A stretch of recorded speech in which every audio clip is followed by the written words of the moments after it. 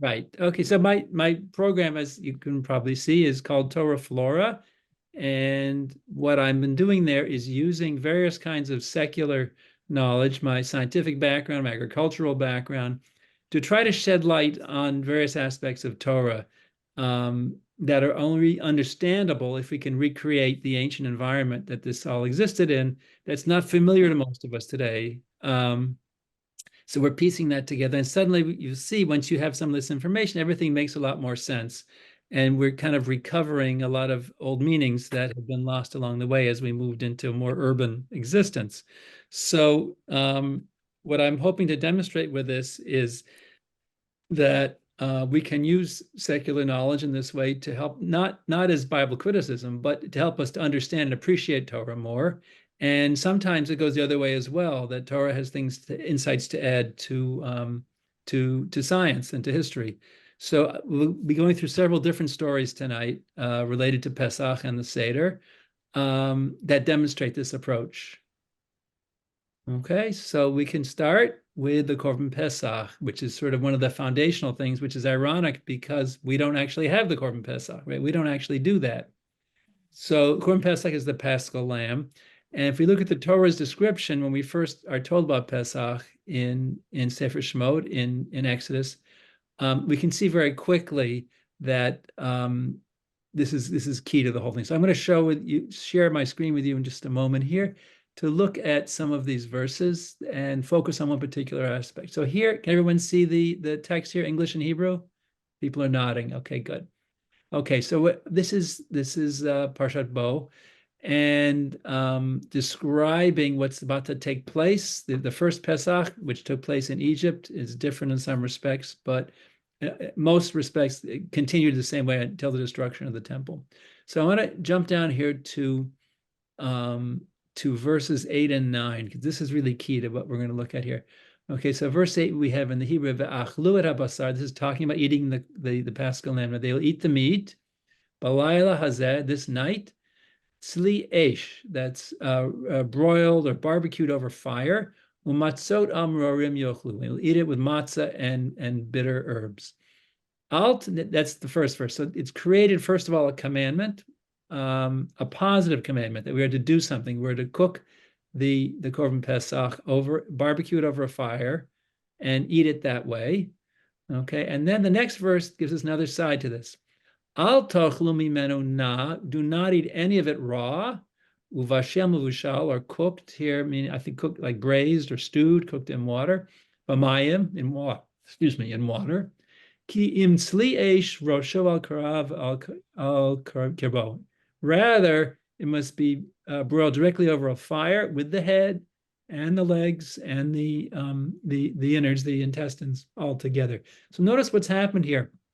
There are a few other examples of this Torah, but not a lot, where the same action, in this case, cooking the Korban Pesach, is subject to a positive and a negative commandment. First, it says you must broil it over a fire, and eat it, and then it says do not eat it cooked in any other way. So if you violate that, you violated both a positive and more severely a negative commandment, which the punishment is much greater.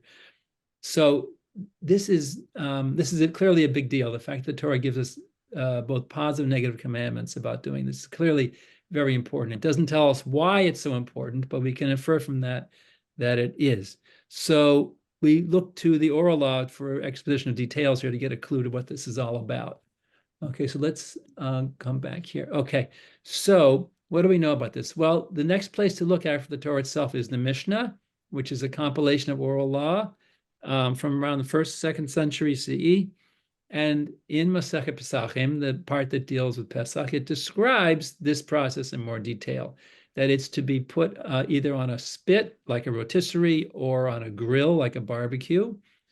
And it's the spit should be made of pomegranate wood. Doesn't tell us why, it just says that's the way you should do it. And you broil it over the fire there. So that's more details as far as what to do, but still not much more explanation. John, do you have the site for that? What's the citation? Which Mishnah is it? You have it in front of me. I'll get it for you. Okay, that's fine. Even if you can provide it, if you have it later or have a source sheet later. Yeah, I have it later. Sure. It's in the Haggadah. I believe it's in the 3rd chapter of Pesachim, but I'll get it for you. Okay, so and we'll have a whole question period at the end. Okay, so then the Gemara, the commentary on the Mishnah, it goes into more detail, and right away it asks, what's with this pomegranate wood? Where'd that come from? That's not in the Torah. What the logical way to make a rotisserie is out of metal. Why don't we impale the carcass on a metal rod with any other kind of meat and turn that over the fire to cook it? And the Gemara replies, the objection is about a piece of metal. It says, if part of it is hot, all of it is hot. Okay, so here comes Chana. She got in. Good. Okay, so what does that mean? If part of it is hot, all of it is hot. So what they're referring to here, they don't have the kind of conventional scientific language we have today, but what they're clearly referring to is the high thermal conductivity of metals, right? If you put the carcass on a metal rod with the ends sticking out, the mouth and the tail end, to support it over the fire, those ends are going to be heated by the fire, and they will conduct the heat to the interior, and it will cook from the inside out by conduction, not by radiative heating from the fire. So that's not really doing what the Torah says. We have to avoid anything that's going to cause it to cook from the inside out, because that's not the barbecuing that was intended. So wood is much less thermally conductive. And that's what the Torah suggests instead. So let's take a look at this to illustrate the physics here a little bit. I'm going to go back to share here. This time, let's try, oh, I'm sorry. Okay, share screen. And we're going to try to do it this way. Let's see, here is our PowerPoint. Okay, so there are three ways that heat or thermal energy can be transferred from one object to another, or one part of an object to another. The first is conduction, and this is what the Gemara was concerned about. So you can see in the diagram here, the bare foot on the carpet on the left or on the concrete floor on the right. Obviously, the foot will be cooled and the floor will be slightly warmed by the warm foot if it's directly on the concrete, because it's more direct contact, whereas the carpet acts as an insulator. So all that's happening here is that two objects at different temperatures are in contact, and as a result, the warmer one gets cooler and the cooler one gets hotter as energy is transferred from the warmer to the cooler. So that's conduction. That's one way we can transfer heat from one place to another. And we're trying to avoid that because we don't want to conduct the heat to the interior and have it cook because there's a metal rod in there rather than cooking from the fire. A second way that heat transfer can take place is by convection. So what this refers to, any kind of a gas or liquid, air, water, oil in a deep fryer. As it's heated, it expands a little bit, and that causes it to become less dense, and therefore the hotter part to float up over the cooler part. So you can see in the diagram here, the hot air that's passed through the space heater there, the red arrow has gone up higher, and as it goes up, it cools, begins to sink. You see it says warm air at the top, cool air at the bottom. And then as it gets reheated at the bottom, it circulates around. So you begin to have these loops of circulating air. So that's heating by convection. That's what you're doing when you cook things in water. If you've ever noticed when you cook spaghetti, for example, in a pot of water, once it starts to get soft, it assumes a ring shape, right? The two noodles form a ring in the water because the hottest water is in the bottom center and it's going straight up to the top where it's exposed to the air. There's a little bit of evaporative cooling, so it comes down the sides and you get this kind of circulation to form this donut shape that the noodles are pushed into. You can see the way the water is moving. The third, and this is what you do when you cook something in the oven, most of the heating is by the circulation of hot air and convection in the oven. Some conduction, some convection, some radiation, but mostly convection. The third way is by radiation. Now, if you stand in front of a hot fire or a space heater or a fireplace, you can feel that heat, but it can't be convection because it's in front of you. It's not below you. So it's not convection carrying hot air up. And it's not conduction because you're not touching it. What's happening is this radiate, just as it radiates out light, it also radiates out heat in all directions, infrared energy, which is another kind of heat transfer. So all three are happening. And in a barbecue, as you can see in the picture here, this is the primary, the most important, the largest part of the heat transfer that's going on. So we would like to maximize the radiative heating by putting the meat over the fire and minimize the conduction and convection. So the Gemara intuits this from experience, but doesn't really have the scientific vocabulary that I was just explaining this with. So it suggests that rather than using metal, we should use wood. All right, But why does it have to be pomegranate wood? What difference does it make? So we need to look at wood anatomy here a little bit to see the answer to this. Wood is composed of these hollow, dead tubular cells. These are the cell walls of cells that have decayed. So they form these microscopic tubes in the wood.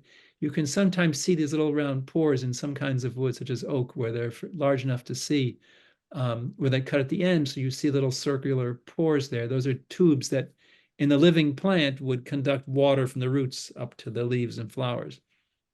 That's called xylem tissue. And these cell walls are very rigid and hard. That's what gives wood its characteristics. But there's no cell the cell itself is gone, it's dead and decayed. It's just the cell wall there. Okay, so the concern is the reason that pomegranate wood is settled on, the Gemara decides, is because these other kinds of wood have these hollow channels that could be filled with liquid. And then what would happen is it would heat up from the fire and you would be steaming the meat from the inside out. Again, that's not how we're supposed to do it. It's not the barbecue. Okay, here is another alternative. One of the possibilities is to use part of a palm tree, a date palm. Now, the trunk of a palm tree is different from other trees. Palm trees do not put on annual rings of wood, like we've heard of counting the rings to measure the age of a tree. Palm trees don't grow that way. Here, the water conducting tubes, the vascular bundles in this diagram, are scattered throughout a soft, spongy pith. Okay, and the whole thing just expands from year to year. There are no rings of wood to count. So it considers possibly using the midrib of a palm frond, which looks like a nice long sharp spear that might work. But you can see where the stumps here on the right, where these leaves have fallen off or been cut off, there are microscopic pores there. You can barely see them. I can't really see them. But it's interesting that Rashi in his commentary recognizes that these pores are there. How, this is in the 11th century. How did he know this? I have no idea. He didn't have a microscope, but he somehow knew that there are these pores there and they do conduct moisture. Okay, so these are all out. So where does pomegranate come from? Now, in this diagram here, you can see these are from a database at North Carolina State University of micrographs, photos taken through the microscope of different kinds of wood. Now, you can see those large round pores here. These are cross sections, so we're cutting across those tubes. And these are the species that, other than the palm, that the Gemara considers. And you can see the fig, oak, and carob, which are all rejected by the Talmud, have these very large pores, while the pomegranate has very small pores. It's a fine-grained, drier wood because it doesn't have these large volume tubes to contain moisture, and therefore there's going to be very little moisture in a pomegranate branch or stick to use for your skewer. So that's where we get the pomegranate wood as a practical consideration to avoid steaming the meat from the inside out. But this all begs the question, we'll get to him in a minute. What's the point of all this? So let me come off of the PowerPoint for a minute. We'll talk about Kurdi in a minute here. It gives us the how-to. It still doesn't tell us, well, why? What's the point? What's the big deal? What difference does it make if you barbecue it or stew it or make meatballs or whatever you want to do? What difference does it make? So there's several agendas here. One is that we have to remember that part of the Torah's agenda in this whole confrontation with Pharaoh and this leading up to the Exodus is to demythologize nature, to undermine the prestige of the Egyptian polytheistic religion and the divinity of the Pharaoh, right? To cut all these things down to size. So one of the Egyptian gods here is, go back to this, his name is Kurti or Kurtu, depending how you pronounce it, ancient Egyptian. We don't have any living speakers of that language, so we don't really know how it was pronounced. But here he is. Okay, he has a ram's head. And on the right there, you can see him with a pharaoh posed between his front paws, and he's enormous. These rams are very aggressive, especially toward each other during mating season. So it's an ambiguous picture, that sculpture, right? Is he being protected by the ram? Is he being dominated by the ram? Is he being controlled by the ram? I like to say he's being protected in the sense that the mafia offers protection, right? It's protection we just as soon do without, right? And in fact, we have text of ancient Egyptian prayers, "Oh, Kurdi, fierce Kurdi, protect me," and prayers to other gods, "Protect me from Kurdi." So there he is on the left. You can see very muscular with his ram's head. So part of what we're doing, that passage we just looked at in the Torah, says that on the 10th of Nisan, we're going to choose this lamb that we're going to sacrifice and eat. And then for 4 days, we're going to keep it tied up. And the Egyptians are going to see this, as if to say, you see that thing? It's not God, it's dinner. Right? We're demythologizing this animal. We're taking away its supernatural prestige. So that's part of what's going on here. But why is it so important that it be barbecue, not cooked in any other way? And I think the answer here is supplied by the Ibn Ezra, a medieval commentary. And we're going to look at what he has to say next. So the Ibn Ezra lived in Spain in, I believe, the 14th century. He was connected at the royal court. He had friends there, and he's an unusual and very creative, freewheeling Torah commentator. He doesn't hesitate to come up with his own ideas sometimes. He had a Karaite friend who he sometimes draws on, and he'll consider just about anything, very creative. Later, this approach was frowned upon, but we get a clue from him what he thinks was going on based on his knowledge of what was going on. Let me make sure I'm out of the picture this time. Okay. In the royal court. So we're going to skip the Gemara here and go down to Ibn Ezra. Here is Ibn Ezra's comment here. Okay. So you can see I'm going to translate this for you. The double lines here on the right is the part we're looking at here. So first of all, he points out his comment on the word, but it shouldn't be cooked, uvashel, cooking, right? He says, Shema Torah, that's the form of cooking. Uperusho, its explanation is shehu mavushal b'mayim. It means cooked in water. Okay, Roberta, you were asking about this earlier. Right. Right. Kigam tzliyeshia kramavushal. But barbecuing is also called bishul. Also means more generally cooking. It can mean specifically cooking in water, but it also has a more general meaning of any kind of cooking, including barbecuing. So here we are concerned with barbecuing because the Torah tells us. He brings another verse to prove this. Pesach ba'esh kimishpat. This is probably the one you were thinking of. They will bishel. They will cook the korban Pesach on a fire according to the law. Okay, so now he's going to tell you how he thinks it might have been done. Not how it was done for the korban Pesach, but what this is contrasted with based on the court gossip that he was privy to.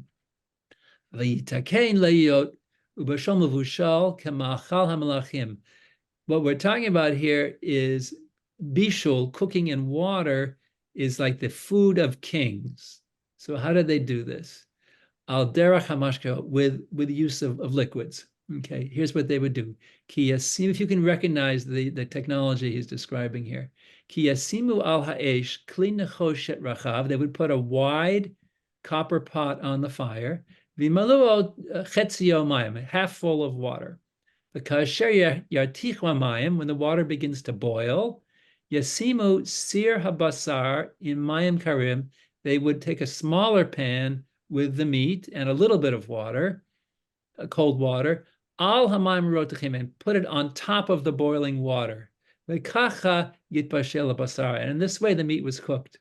Does anyone recognize this technique? What's he talking about here? Many of you have done this with chocolate or butter. Yeah, it's a double boiler. Exactly. It's a double boiler. If you want to be very fancy, you can call it a bain-marie. Right? Right. He's talking about a double boiler. So he says, V'zeh ma'achal, okay, yoter mikol ha'ma'achal asher yekarov al esh. This is the fancy way to do it. So this is his understanding of how kings eat. So what is he saying here? We can close this for now. It's a beautiful idea. It may or may not be historically accurate, but it makes so much sense and it fits so well with the whole theme of Pesach. He's saying, look, there is this fancy way to cook, and we're not allowed to use that to cook the korban Pesach. What we are using is the most primitive method of cooking meat that goes back to the Stone Age. You put a carcass on a stick and you hold it over a fire, right? You can't get more primitive than that. As if to say, we understand that in Egypt you have this sophisticated culture and advanced architecture for the times and sophisticated cuisine and all these wonderful accomplishments, and we don't care because we condemn the society on moral grounds, regardless of your physical accomplishments and your technology and your arts, right? This is a superstitious, polytheistic, slave-driving society that we reject. We will go back and we will leave and we will go back to the most primitive way of life of our Bedouin ancestors, right? Cooking meat on a stick over a fire, cooking matzah, baking matzah, just a little bit of dough spread out thin over the fire, right? This is not a fancy, sophisticated kind of bread. This is not the kind of beer that the Egyptian brewers were so famed for. It became part of the mystique and the religion of Egypt and a point of national pride, the way, for example, wine or cheese is in France or football is in Texas. It's it's like going to Texas and say, "Oh, I don't like football. Barbecue, no thanks. I'm a vegetarian." It's an insult to the culture, right? And that was the whole point. These things had been given a superstitious and polytheistic connotation. But they have the beer, John? Yes, they had the beer. So this is another issue here. So let's take a look at the beer. We have some wonderful pictures. John, is there any archaeological evidence or anything that Egypt actually cooked that way, or that was a known cooking method? There is a fair bit of evidence about this. We have but the double boiler, that I don't know. Yeah. Okay. In medieval Spain. Right, but he's connecting it back, or you're at least connecting it back to what was going on at the time of the Korban Pesach, right? So is that historically accurate? Is it anachronistic at that point in time to make that connection? Is it? I think it's not so anachronistic as midrashic. In other words, he's not claiming that this is literally what happened. What he's saying is, look, there's a much more sophisticated way to cook. We have to cook the Korban Pesach in the most primitive possible way. So what he's getting at, I think, is the idea that we're not going to be awed by the material culture of Egypt. We're going to look at something much deeper and more fundamental. And it's deification of a king and animals is something that we reject. So fermentation of bread and beer was also part of the religion. So let's take a look at that, and we'll see how this fits in when we talk about chametz. Okay, so this is a camel carrying some amphorae, clay jugs of wine, and a Barbary ape, probably from Morocco, being carried for trade to the east. Israelites in the earliest times were shepherds. Now, shepherds could not easily drink beer. It's certainly kosher, but here was the problem. This is how beer was made in ancient times, and this is still done. Since you're interested in the historical accuracy, you can still observe this in some of the rural areas in Western China. It's still made this way. It's made in a gigantic, as you can see here, compared to the people in the picture, very large ceramic pot. The grain is put in there to ferment, and all the chaff floats to the top, and it ferments in an open container, and then they drink it through a straw. Not a plastic straw like you have, a straw, literally a straw, a hollow grass stem. And everybody gathers around, as these two people did. The whole village gathers around and drinks from the same container. One of the implications is you can't poison just one person. And some people think that the custom of toasting goes back to this idea of reuniting all the glasses, as if to say we all trust one another, that no one has poisoned anyone else's drink because we put it together. So this is a 6,000-year-old example from Mesopotamia. In Egypt, it was also very important. Now, who can drink this? That thing is enormous. You cannot put it on the back of a camel. This is many centuries before bottling or using barrels for beer was possible. So Patrick McGovern is really the big authority. He's an analytical chemist and archaeologist at the University of Pennsylvania, who's written several books about his theory that civilization began as a quest for beer. And it reaches its extreme in Egypt and Mesopotamia. There is a goddess named Hathor, daughter of Ra, depicted here, who is a beer goddess. If you look at some of the pictures, you can see the red disc over her head. That indicates that's the sun disc of Ra, her father, indicating her divinity. The earliest depictions are like in the lower right here, where she's depicted as a cow. Here depicted nursing Osiris as a young man, as a fugitive hiding in the reeds at the papyrus at the edge of the water. Here, it's interesting, contradicted with the story of Moses. And when he grows up, she marries him. Later depictions are more human, like the other two here. You can see the one on the left is there's only it's a hint of the cow background there, and the eyes and those cow-like ears. But the association of Hathor with beer and sexuality and milk and any other kind of pleasurable activity is still there. You can see that 1960s bouffant hairstyle there. And the curlicues, the bottom, I think, is meant to sort of, the artist is sort of making a connection there with breasts, probably. So Hathor was the beer goddess, right? So again, Hathor is being undermined here. And we have a wonderful story that illustrates this. I'll take the pictures down for the moment to tell you this great story about a clue to how this is all constructed. So this was a very popular story. Nowadays, even people who have no religious inclination in educating their children will often still buy them Noah's Ark toys and tell them the story of Noah's Ark. It's such a popular story. So the story of Hathor, it was called The Destruction of Humanity, was so popular. It's been found at multiple sites in tombs and wall paintings and so on all over Egypt. And this is the story. Ra, the sun god, king of the gods, was angry that humanity was not respecting him enough. So he sent Hathor to earth to put the fear of God into them. Now, one of the things they did, they had a sacramental beer, and it was dyed red with pomegranate juice. That was used in religious rituals, much as wine is in Judaism and Christianity. So, so Hathor came to earth and began killing people right and left, and to the point that no one could stop. He had this sort of frenzied, killing frenzy. And Ra said, "Okay, it's enough. We got to stop her." So he poured this red beer all over the earth, just like the old Sherwin-Williams paint ad covers the earth. You remember, right? She saw this red beer, thought it was blood, and lapped it up and became drunk and passed out. And humanity, the survivors of humanity, were saved. But Ra's authority was established, so this was a success. Now, what's fascinating about this story is it was very well known, and every element of the story is inverted in the Exodus, right?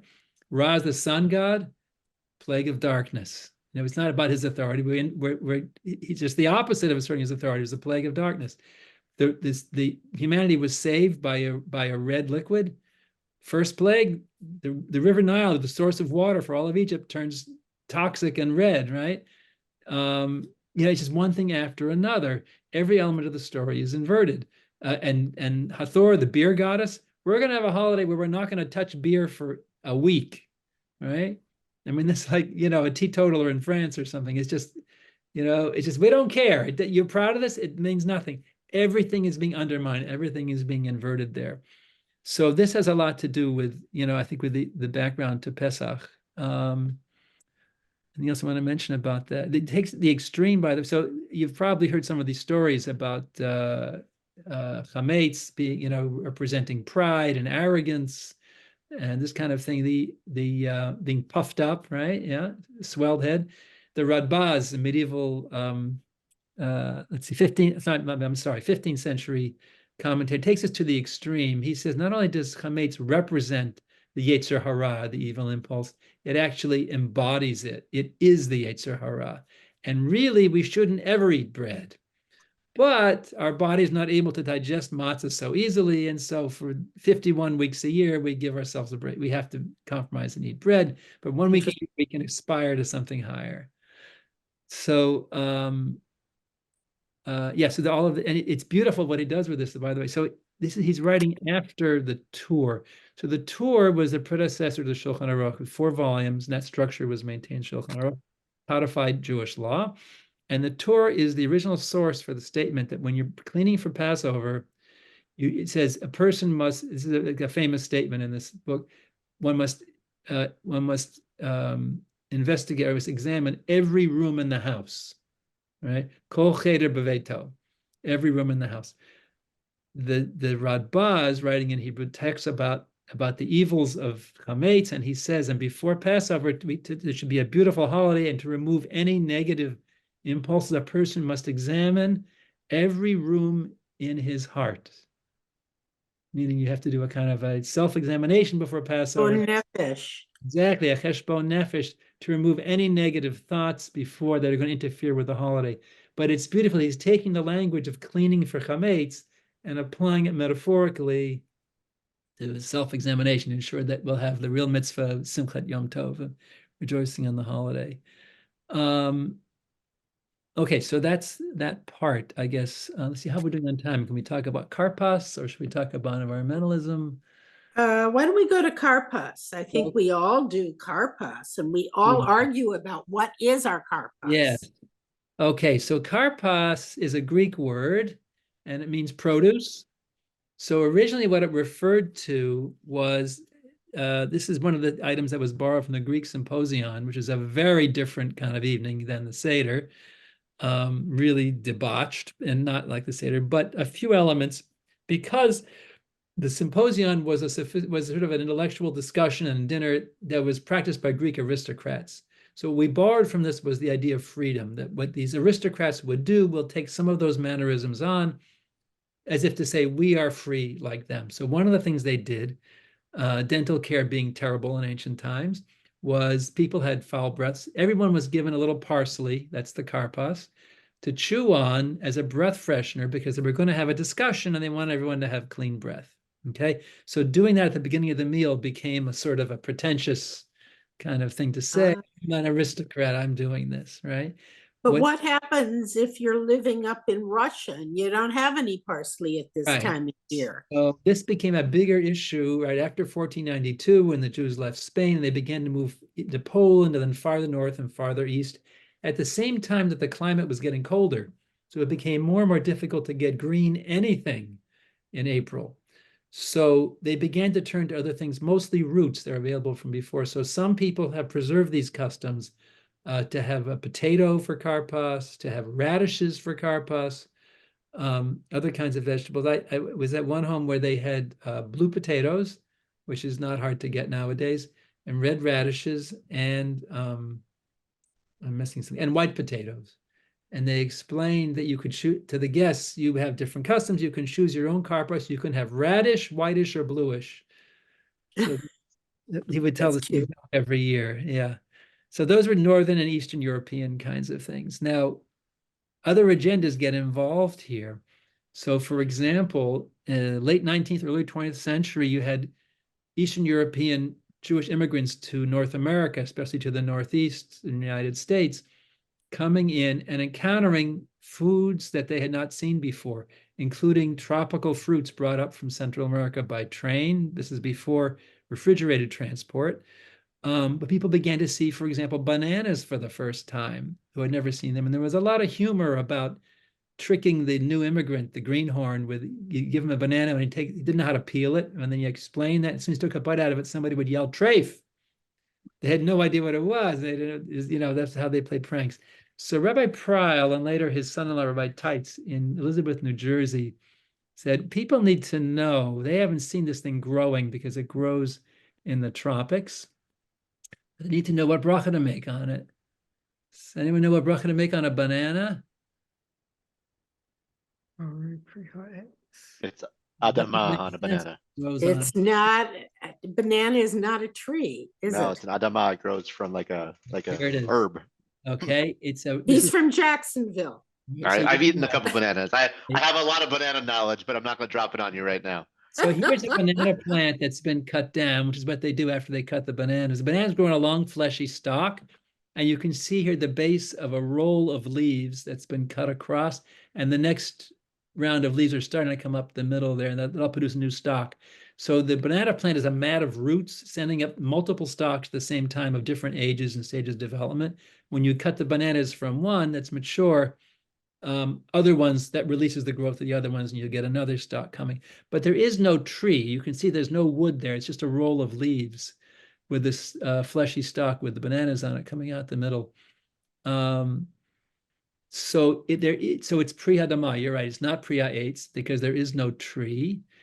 But people who had only seen the banana, who had not seen it growing, who had traveled from Russia or Poland to New Jersey, had no idea what this grew on. It was big enough they thought it came on a tree, but it's not. So he wanted to teach them that bracha is Pri Hadamah. So to make an impression on his own family and these new arrivals, he began to use bananas as his karpas. And to this day, I know people from that community who continue the custom, although everybody knows nowadays, of using a banana rather than parsley or any of the other vegetables for that. That's a wonderful story. That's worth the price of admission all by itself. So another story about karpas that I think is interesting, and this came out a lot when I was doing the research for the Haggadah, is that different cultures will often use the same natural resource in different ways that express different values. Okay, so here we had the Greek aristocrats using the parsley as a kind of a part of this pretentious thing they would do with their feasts, so that they were the aristocrats. Jews taking it over, not to say that we're better than other Jews, as these Greek aristocrats did to their countrymen, but rather to say our entire nation should think of themselves as free, like nobles on this occasion, right? So it became from nobility, it became freedom, that we're all princes and princesses on this night. A third culture is the Phoenicians, who took the same family of plants in a completely different direction. So this is based on Roman tradition about what took place when the Phoenicians ruled Sardinia. This is accurate as far as what Romans believed at that time in the late Roman Empire. Whether it's historically accurate is hard to tell, but you'll see the biological basis is very sound, and this continues today. So let me show you this plant here. Now, parsley is the type species, the typical species of the parsley family. Carrots are in that family. Dill is in that family.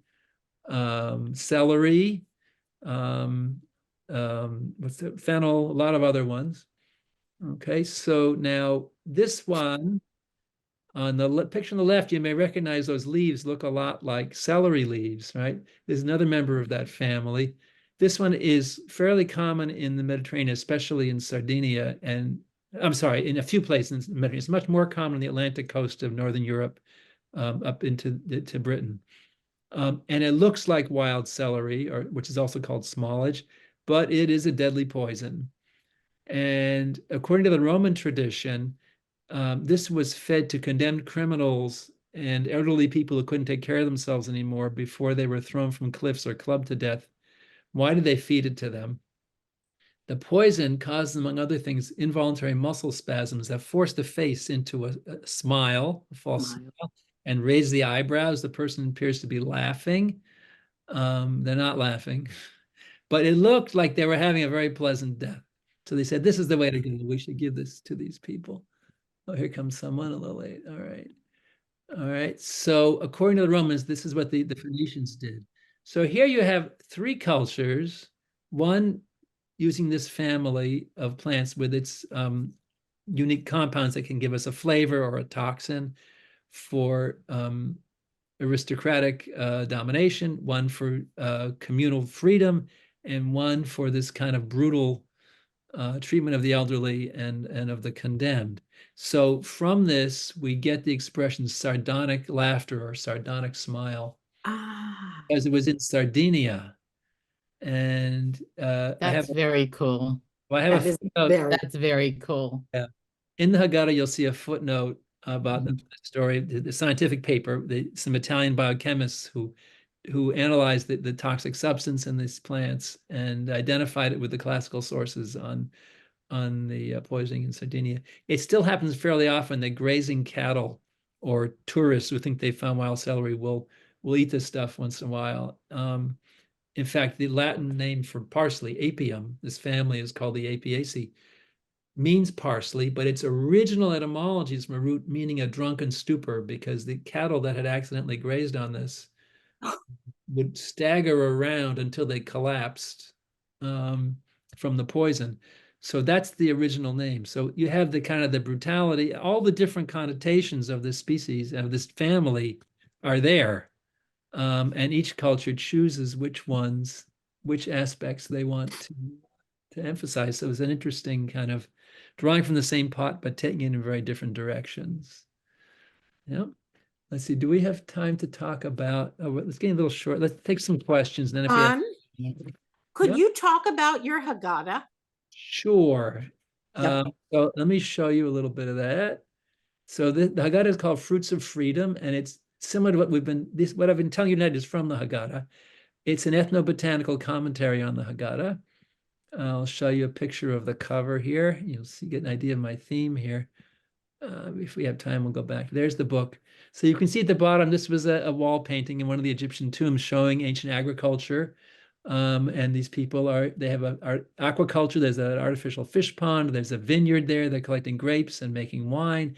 And then the left, all these foods are being presented to the pharaoh and the queen on the left. But at the top, we have not these slaves, but independent modern Israeli Jewish farmers on their own farms in Israel. So everything in between is the story that this tells, using the history of Jewish food and agriculture to illuminate all these lost meanings of the Seder. So if you want to have a look at some sample pages, if you go to my website, torahflora.org, click on the Haggadah page, and there you'll see a little symbol that says click to buy. It doesn't commit you to buying, but it does take you to the publisher's page. And if you click on the cover image there in the corner here, you can click and see 10 sample pages. You can get an idea of what the inside of the book looks like. If you want to get on my email list and put your name in the chat or just email it to me, you can have a discount if you want to buy a set of Haggadot. You can also buy it through the website or from the publisher BookBaby. They'll take you to their website. If I was there in person, I would bring them and autograph them for you, but I can't do that over Zoom. So that's the Haggadah. It has all of this and much, much more about the agricultural, natural history background of Pesach. I think, should we take some questions? Or did you want me to go for another topic? Anybody have any questions? We can move forward with some other things, but it's so much fun to ask these questions. Anybody have any? I think Maura, you had some ideas. Did you want to delve into some of that with some more questions? Oh, I'm just interested to hearing more. So I'm not going to stop you from Okay. more. But you have a very obviously botanical in this instance take on all this. But I tend to process my Torah and my Judaism through STEM and math and science as well. So I like the physics, I like the chemistry, right? That's how I think about these things as well. So this is just illuminating for me, so I appreciate it. Great. Well, there's some things in there about an eclipse, by the way. I think it's very topical. I should throw that Topical, in. yes. This Dam v'esh v'timrod Hashan, just before the plague. Some people think that verse from the book of Joshua is referring to an eclipse. It could refer to a solar or a lunar eclipse. So, and that the red is, the color of the moon during an eclipse. So you get that reddish tint there. So yeah, there's lots of topical stuff. Other kinds of science. It's not all botanical. There's some animal stuff, and as you saw, there's some physics. I have some chemistry in there about the narcotic substance in lettuce, maror, wild lettuce. I've got the chemical structure in there and explain how that works.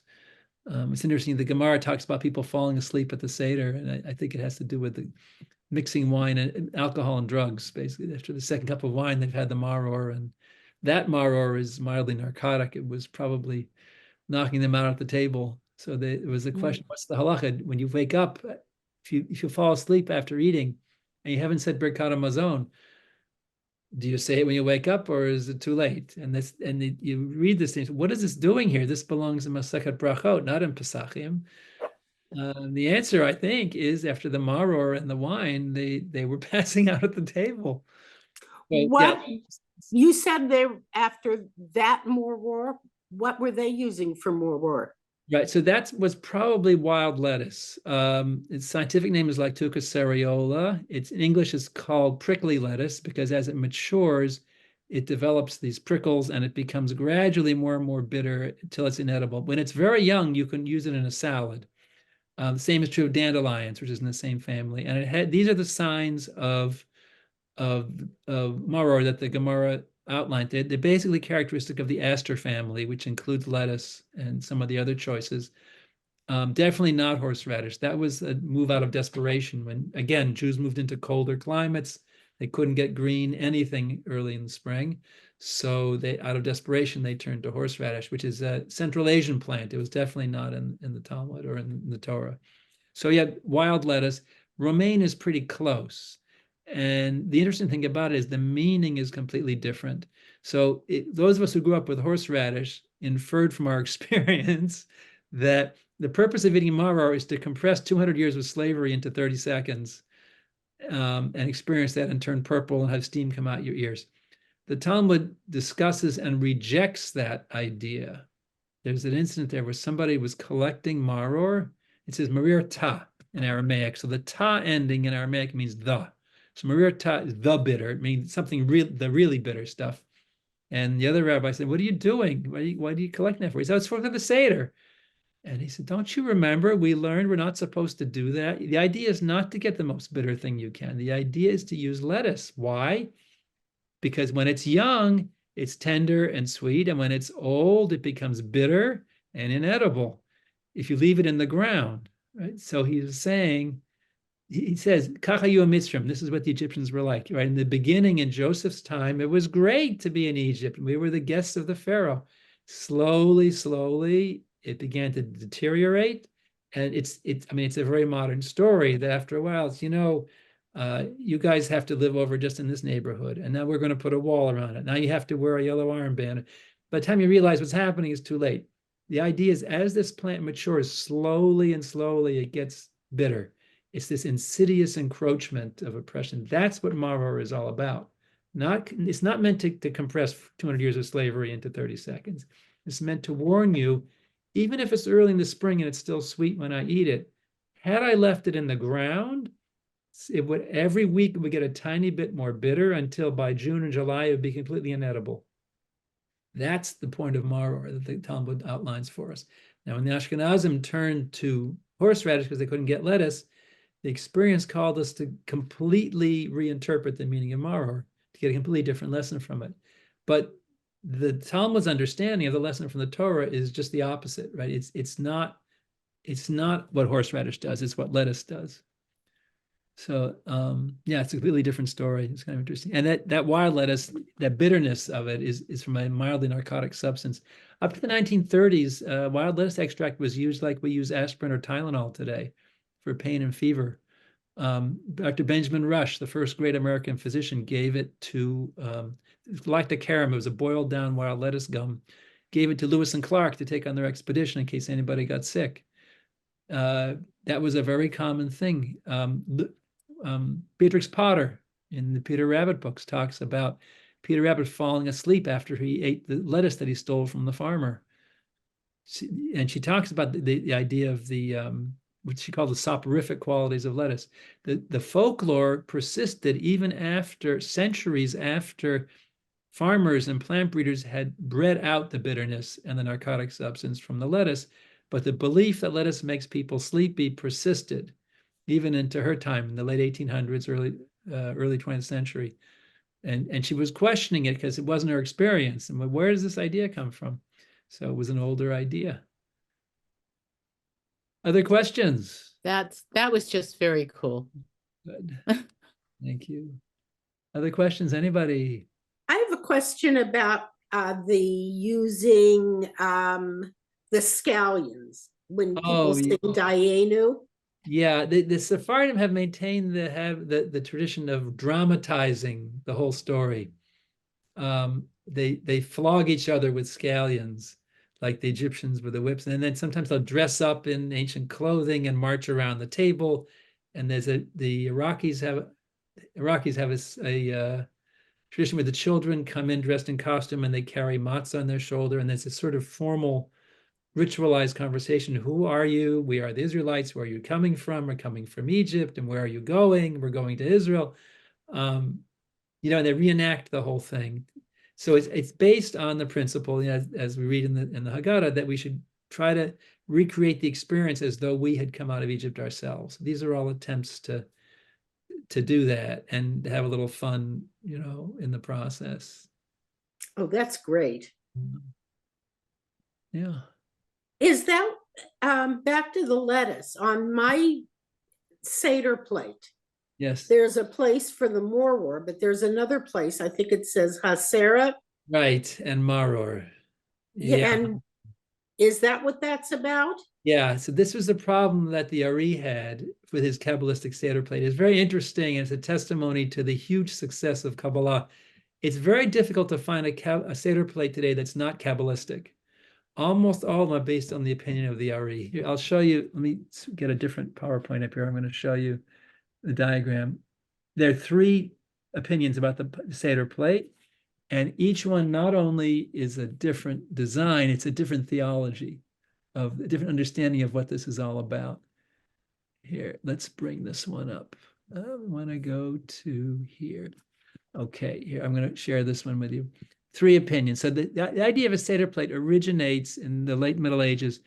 In Roman times, when this was sort of being formalized after the loss of the temple, and how are we going to celebrate Passover? Okay, let me. We don't have your share yet. There we go. Yeah, I'm going to stop it for the moment because I want to just tell you the story first.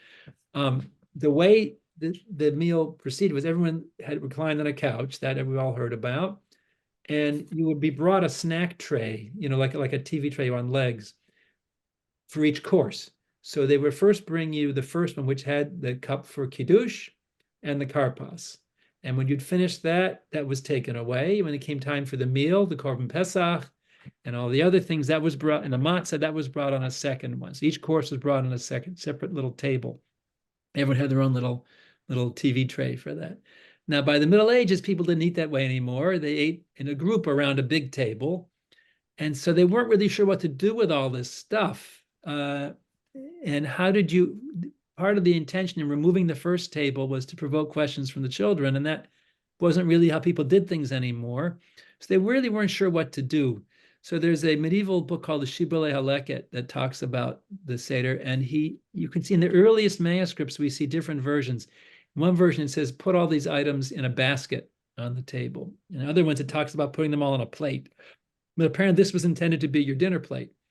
So the 2 cooked items, nowadays the kug and the egg and the bone, we've had other things in the past in earlier times, represent the 2 cooked, those 2 cooked foods represent the 2 sacrifices, the korban pesach, which was lamb, and the korban chagiga, the festival sacrifice, which was beef. So you had a mixed grill. You had 2 kinds of meat. And the karpas and so forth, everything else, the charos and everything else was there. By the 16th century, we begin to see Italian artisans making special plates for this purpose with, like you said, little sort of depressions in the plate labeled for each item. And the question was how to do this. So there are 3 main opinions. So let's look at the 3 opinions. Here, let's go back to share this one. Okay, so here is the one I like, and nobody follows this one. This is the opinion of the Ramah. The Ramah is an early commentator and contemporary of the Shulchan Aruch, and it's based very logically on practicality. The principle it reflects is one does not pass over one mitzvah that's presented to us for the sake of another. So you can see if you're seated at the bottom here, below where it says salt water and karpas, if you're sitting there, the items are arranged in the order in which you're going to use them. So what's used first is closest to you. So you're not reaching over that for something that you would use earlier, right? And then since the egg and the bone in most families are not actually eaten at the Seder, those are last. If they are going to be eaten as part of the meal, again, it's after all the other items. So that's a logical one, and nobody does that. Most people, it's almost every Seder plate you see looks like this. Okay, this is the opinion of the Ari. This is a Kabbalistic Seder plate. You can see there's 6 items there. But the reason he designed this one, and he made this up, that the 2 groups of 3, the sort of the 2 V's here, have a Kabbalistic significance. Each item here represents a sphira, a certain aspect of the divine presence. And the sphirot are very prominent in Kabbalah and in Hasidus. They talk about the sphira, or the attribute of malchut, kingship, of chesed, mercy, tzedek, righteousness, and so on. So each of those 6 items represents one of the 7 sphirot. And where's the 7th? The plate. So the plate represents the sphira of malchut, or kingship, because just as the king contains within his powers or embodies the entire kingdom, the plate contains all the other items. And so that one represents malchut. So he wanted 7 items. So in order to make the 7, he had to have 2 marors. So maror, which would have been something locally grown. It could have been horseradish, probably not that early. It's really not where he lived in a warm climate, but some other herb. And then chazeret is lettuce. So what you get is a Kabbalistic design here. And it's interesting, the plate represents, as I said, malchut, or kingship. The sphirot are gendered. There are male and female sphirot. And kingship, malchut, is one of the feminine sphirot. why is that? So just as the plate contains all the food, the king contains the kingdom. It's sort of like a pregnancy, containing that's sort of thought to be sort of a female attribute. So I go through what each one represents in the Haggadah. This is a little bit hard to understand some of the identifications here. Maror to me is not mercy, but he thinks it is. Maybe there's a statement in the Talmud. This is not a very good midrash, but that why do we use lettuce? The God was merciful to us. Chasa means lettuce. So it's a little bit of a pun. Not a very good midrash, but that may be why he connects it with Not a it. very good pun. It's a better pun than midrash. But okay. Third opinion, much later than the other two, is the Vilna Gaon. Vilna Gaon had a completely different understanding of the Seder. His idea was not to recreate the experience of leaving Egypt, but to recreate the experience of Pesach in the time of the Beit HaMikdash, of giving a sacrifice and experiencing as it was at that time.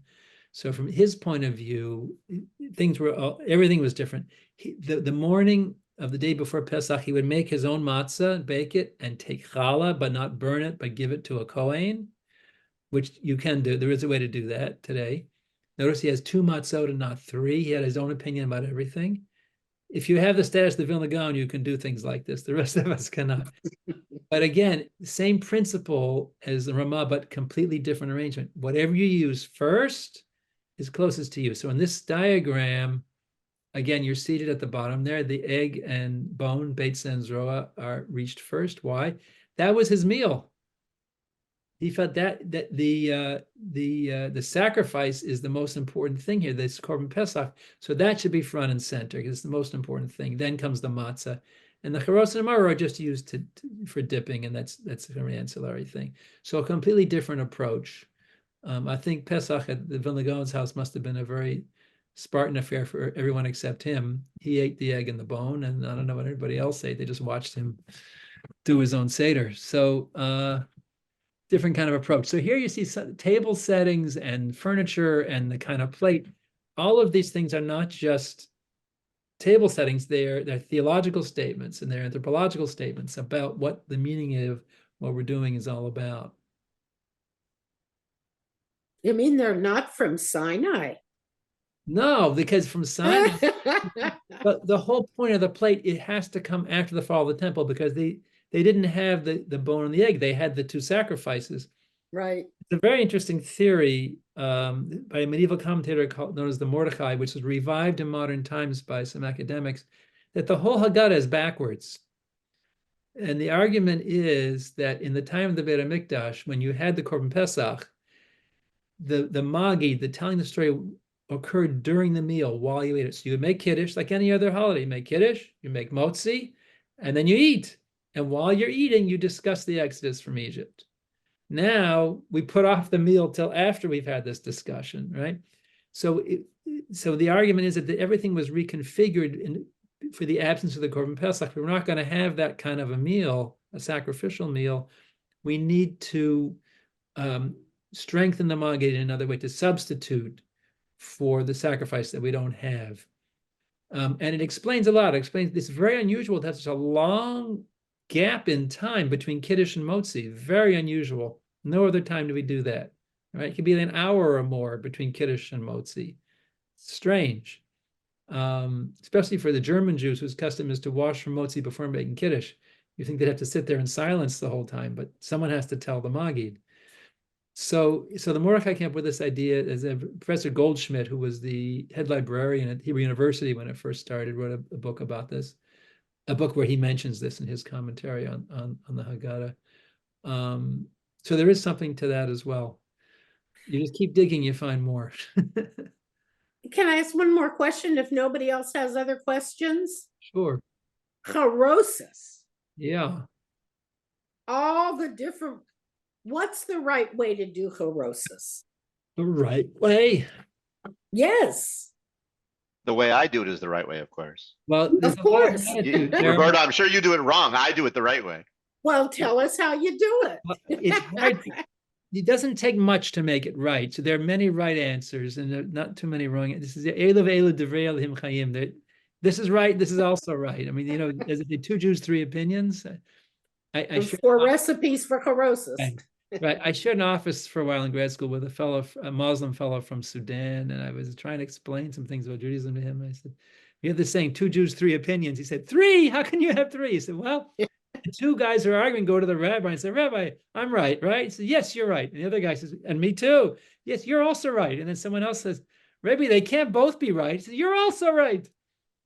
So there's very little that has to be in there. There's a question in the Gemara whether it's a mitzvah or not to have charoset. The piece of evidence in its favor is that the spice merchants in Yerushalayim used to say, "Come buy cinnamon for the mitzvah." Of course, they were selling it, so there's a question how much weight we should put on that. But it needs to have the juice of a tapuach, something from a tapuach, whatever that is. Probably does not mean apple. They didn't have apples in the Middle East at that time. Tapuach is from the word nefach, meaning a swelling. Well, any fruit could be that. It's interesting. Tosfot, a medieval commentary in the Talmud, says that it is etrog. You should put etrog in the charoset. And on this basis, Rabbi Soloveitchik, who concurred with this, said, "Yeah, that's what we should do." And his student, Rabbi Herschel Schachter, carried it out. Couldn't get an etrog at Pesach time. What a surprise. So he uses an orange. He puts great chopped orange and orange juice in his charoset rather than apple, the old traditional Ashkenazi one.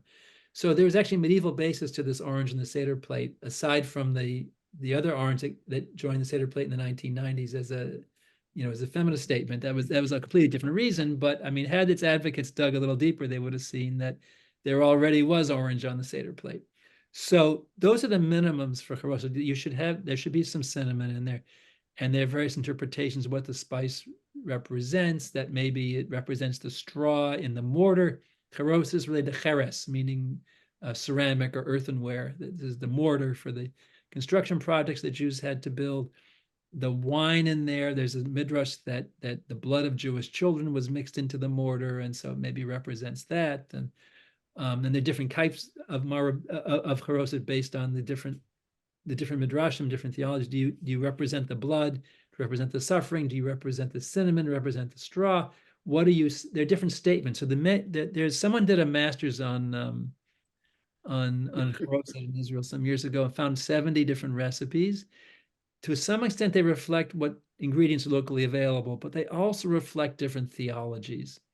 For example, there's an opinion that it should be thin because of the wine to represent the blood, that it should be thick, like a paste to represent the mortar. And some have the custom to bring it to the table as a thick paste and add the wine at the table to satisfy both opinions. But you're really getting at two different understandings of what the suffering in Egypt was all about. And how active we are in resolving it. That's a big story in itself. I don't have time for all that tonight. Yeah, I wanted to say we're really coming close to the time we're supposed to finish. Right. So I'll just show you a few pictures of charoset and please, and recipes, if you want to send us recipes. Well, the recipes are in the back of the Haggadah. I have about 6 different charoset recipes there, and eingemacht, which is a beet marmalade that is an Ashkenazi tradition for Pesach from before the time you could buy jam. So charoset represents, aside from its Pesach specific meaning, it also has a broader consequence here. It represents a broader pattern. Let's open this back up, which is the principle that past misfortunes become desserts. That's Judaism, right? In Morocco, they would roll the leftover thick, sticky charoset into little balls and then cover it with coconut so it wasn't so sticky on the surface, make little truffles. And that was your candy for the rest of the holiday. In Italy, they really went to town with these Sefrati in Italian means clubs. And these were the clubs that were used to evict impoverished tenant farmers, or sometimes during pogroms to evict Jews from towns. And this was made into a kind of a cruller or a strudel filled with chopped apples and nuts that we eat to remember this on Rosh Hashanah. But the Italians and the Greek Jews really have excelled at creating sweets to remember past misfortunes. There are about 15 different Purim treats based on various body parts of Haman. The lower right, you see Ene Haman. Haman's eyes. This is a challah made in Morocco for Purim, and you can see there are nuts and all sorts of spices embedded in there, and the 2 X's of dough holding 2 hard-boiled eggs in. So when it's brought to the table, before anyone even washes for bread, somebody will rip out the eggs and eat them as if to do away with Haman's eyes. At lower left, these are orechi de Haman, Haman's ears. And in Israel, that name was then reapplied to the Hamantaschen that the Ashkenazim brought. Top left is one of my favorites. This is a candy you've probably seen before. It's popular in southern Italy. They're considered a Sicilian treat. This is Haman's fleas. And at the top right, the Phyllodos cigars, which are Haman's fingers. There's also a big challah, braided challah that represents the rope for the noose with which he was hanged. There's Haman's nails, there's Haman's foot, there's all these different pastries and candies. So any bad thing that happened or almost happened becomes dessert. And charoset certainly has that aspect as well. Well, you talk about a dessert. I can't think of a happier way to complete our service. He got his just desserts. Yes, John, this was wonderful. Thank you. Yeah, sure. Any more questions? Are there anybody want to say thank you? Thank you. Well, yes, I want to say thank you. Thank you. Sure. It was Really well. really terrific. So if you Yeah, want to thank you, be, John. if you're interested, thank you. If you're interested in learning more about, I have an email list. Just I don't share it with anyone, but I announce all my events and publications. If you either put your email in the chat or email it to me, John@torahflorida.org. Someone has put a comment in here now. Oh, here it is. Toda Rabah. Thank you, Stephen. So I can add you to my list if you like for announcements of all my events and tell you how to get the Haggadah from the website or a discount on a set if you want 4 or more. Okay, so thank you all very much. If there are no other questions. Thank you, John. Sure, I think he's kind of. And thank you, Hannah, for introducing us to John. Yeah, John is a world of knowledge, and it's really a pleasure to learn with you, John. Thank you. Glad you enjoyed it. I guess, are we all set then? Yes. Yes. Okay. Thank you all so very much. much. All right. Thank you so Chag much. Sameach. Chag Sameach, everyone. Everyone. Enjoy your Pesach. Okay.